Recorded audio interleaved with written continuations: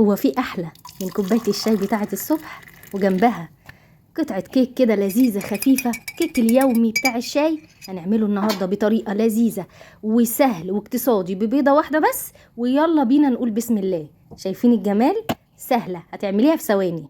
هاتي الخلاط بتاعك وحطي بيضه، كوبايه زبادي، وبنفس كوبايه الزبادي الفاضيه لبن، حليب، كوبايه سكر، نص كوبايه زيت، معلقه كبيره خل، ونضرب في الخلاط. بعد كده هحط الفانيليا اخر حاجه واديها ضربه كمان.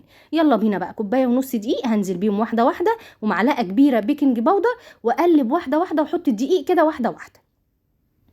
الله الله. ويلا بينا زي ما قلت لكم الدقيق تدريجيا لحد ما اوصل للقوام اللي انا عايزاه ده. قلب الكيك بتاعك بطنيه بحته سمنه ومعلقه دقيق، وبعدين انزلي بالخليط وسيبي معلقتين في البوله.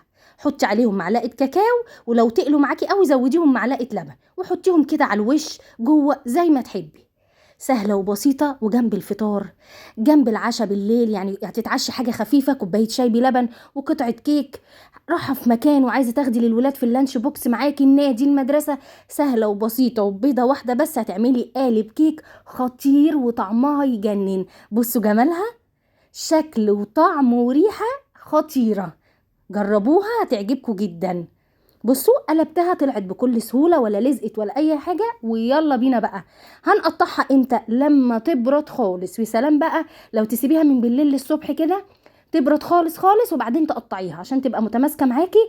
شايفين من جوه عاملة زي الاسبونج ازاي؟